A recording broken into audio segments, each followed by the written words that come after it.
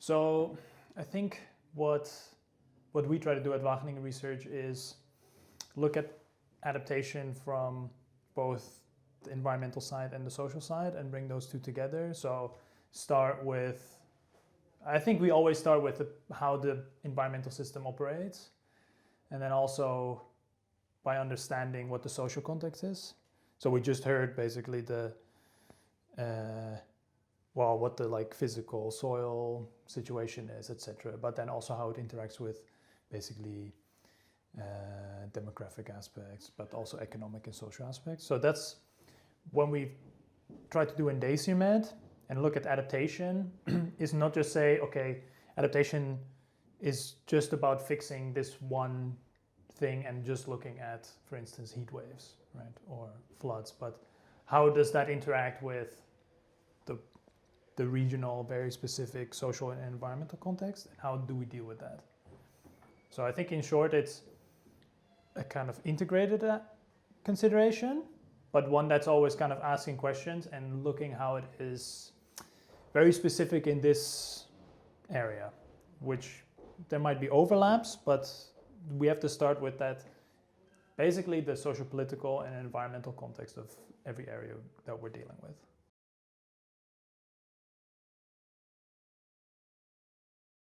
When we work with regions, the question of what kind of counts as knowledge and what's taken in, that also is an aspect of building capacity. So scientific knowledge, not just basically the climate models, but also environmental knowledge or social knowledge or political knowledge, which is maybe not considered so pure like hardcore scientific knowledge, but we also look at how stakeholders interact and how people perceive that interaction and what their kind of approach is. That also counts as knowledge. So really what the question, how do we then basically bring in knowledge, the whole spectrum? I think it starts with this aspect of listening to partners and what they understand and what their language is for dealing with problems and how they're seeing things. And then trying to stretch that a little bit. So, okay, how can you actually interact with maybe a little bit more like different partners? How are you taking into account social movements or like grassroots action, which is maybe not typically considered, or like maybe it's at the peripheral. I'm not saying that's here, but that's kind of the kind of questions that we ask, right? So, and then we try and deal with, okay, how do people understand that? How can we kind of trigger a little bit more change, or a change in that perspective of what counts and what doesn't count? And then really working with that regional knowledge to come up with a new language, or like to change those ways in which the region kind of uses those concepts. So, okay, maybe they talk about adaptation first in really just like, we're only looking at water, or we're just looking at management. Okay, maybe we have to include health aspects, right? Or land use. And then ideally, it's the people in the region that have then kind of taken up some of these concepts and their own perception and their own knowledge in this way can kind of take this into account. So it's not, we are trying to kind of trigger a little bit and break open these discussions and provide tools, methodologies to do that. But in the end, it's really the local stakeholders and stuff that have to do it, rather than we're putting a blueprint on them.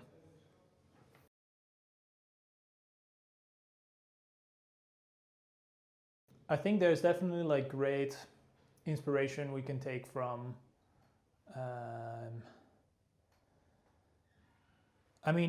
even just like the specific policy contexts across the DACIMED regions.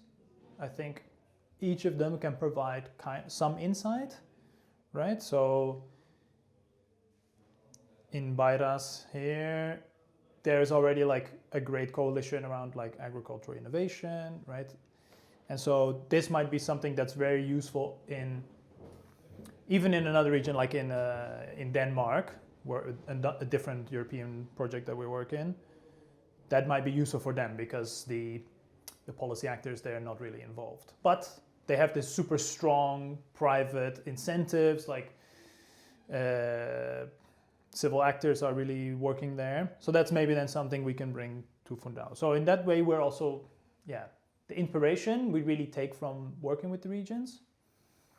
And on the other hand, we learn from, over 70 years of grassroots action and how they understand the environment and kind of looking a bit more, critically integrated at those dynamics. I mean, I believe that we can definitely change the way in which people interact with each other, because that's ultimately what we're dealing with, and making a bit clearer what our values are.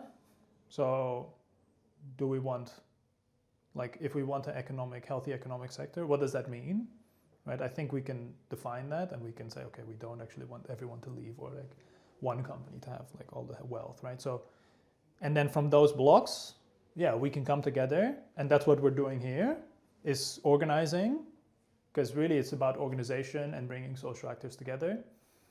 And then, just feeling okay, we have these change in our hands, and maybe including people that are not typically included in that conversation, and give them some perspective of, we can move forward.